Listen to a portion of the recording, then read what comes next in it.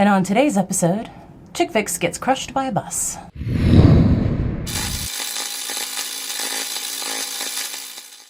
Where we're going, we don't need roads.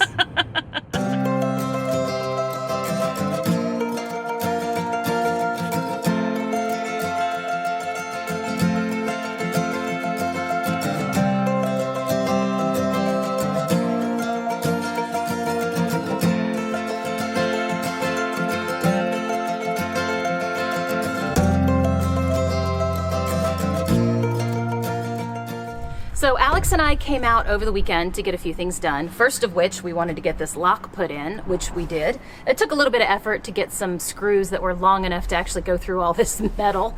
Took a few trips to Home Depot, but we did manage to do it. And the other thing was to get all of the seats loose in order to get them pulled out. And we experimented with a few different ways to do that. I started off by trying to just use the impact driver on the bolts from the top, just to see if they would come out. A few of them broke off, but it really wasn't an effective way to do it because there's a nut holding it underneath the bus. So then Alex tried to use the angle grinder on it, and it works, but it's really not a very efficient way of getting rid of them. And we kind of just resigned ourselves to the fact that the best way to do it is for one of us to crawl underneath the bus, hold the nut in place while the other person drills it out with the impact driver. Try it this time. All right. Yep. There we go. There's actually a really surprising amount of space underneath this bus. I was actually able to sit up straight in a lot of areas. You know, in my life, out of all the places I never thought I would find myself, underneath a school bus is probably at the top of the list. Up until you get to about the middle of the bus where there's a lot of tanks and pipes and things in your way. So that got a little bit trickier and my core muscles are killing me today. But we were able to actually get most of them out this way, and it really took maybe an hour, hour and a half to get all of those bolts out. Hey! Huh? Gross. Yeah, it's done. It's out. Did it break off? No. Try the window. Okay. All right. Oh. Oh, I'm gonna need the biggest shower ever after this. We did still have to use the angle grinder on a few of them. And then of course they're also attached to the side of the bus, so we had to loosen those as well. But in the end, it only took us about 2.5 hours to get all of those seats completely loose. We were pretty damn happy about that.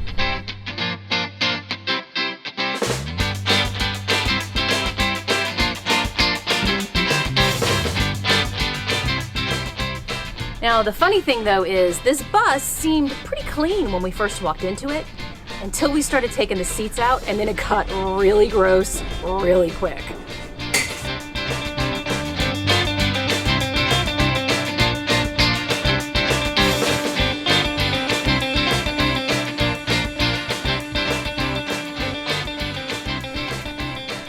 So now the question becomes, what do we do with all of these old seats? They're not really in any kind of a sellable condition. They're pretty beat up.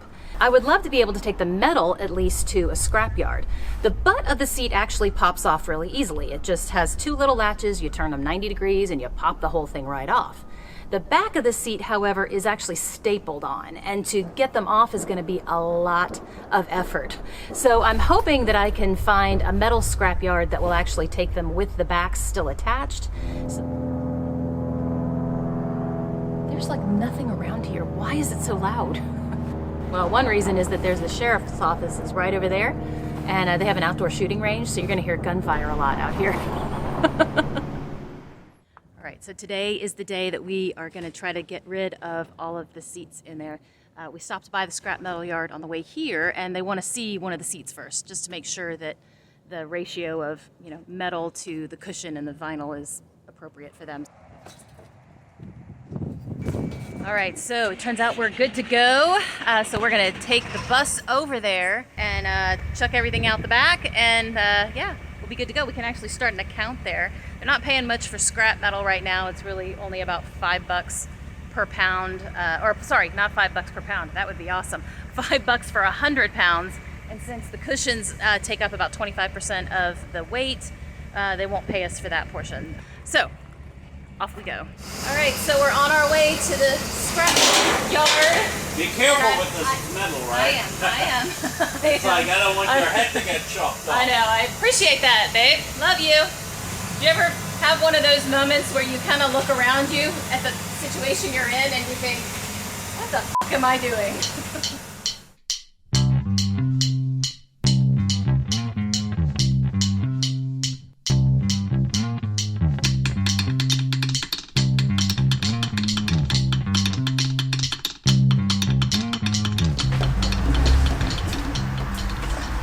A lot more space in here now.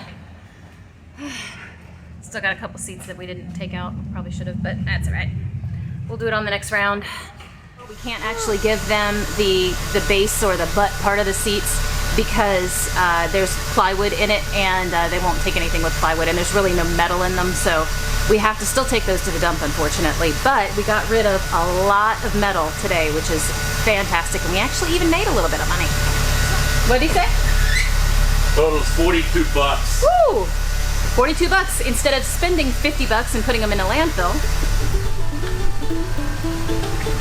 Oh, much better.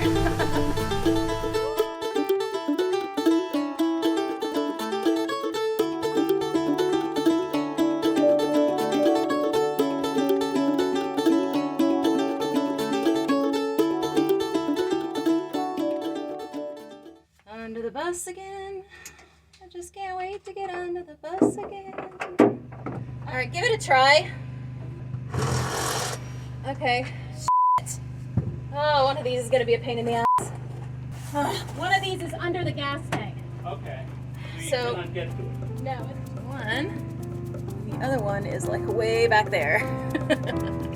So we're just gonna have to cut them off with the ankle grinder. Oh well.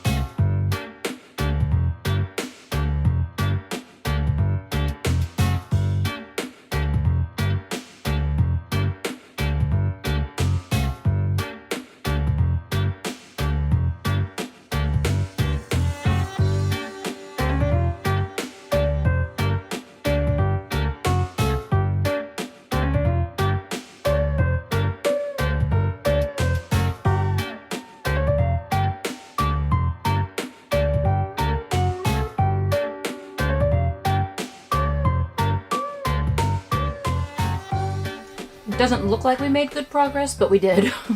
You know, we're figuring out that we have very different approaches to projects. Earlier he said, you know, we don't have to get the whole floor done today. And I said, yeah, we do. Probably right, I'm probably going to be in pain tomorrow, but... We're going to have to spend quite some time on this floor. Yeah, we will. We will, yeah. We didn't find any rust on anything before until we started pulling the floor up, and then it was like, oh boy. It was still wet in a lot of areas.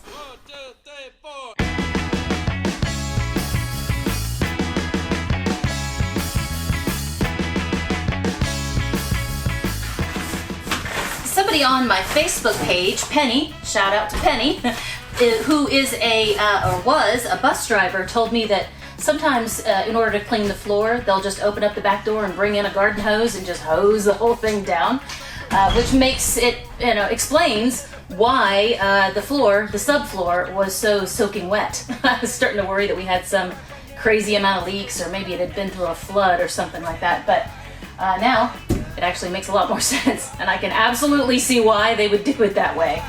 Black and blue, red, white, black and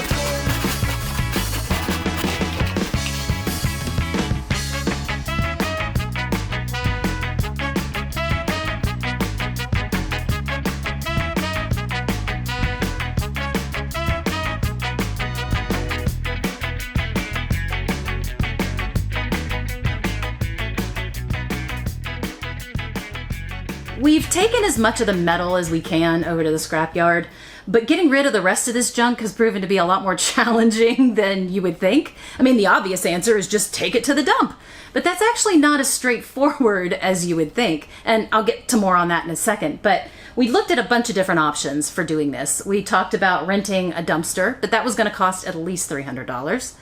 We looked into a junk removal service where they come and they take all of your stuff to the dump for you. But again, that was going to cost at least $250, if not more, depending on who you talk to and what they say when they come and see the amount of stuff you have. Another option was to get one of those bagsters that you can buy at Home Depot or Lowe's, and then you schedule a pickup from Waste Management to come get it.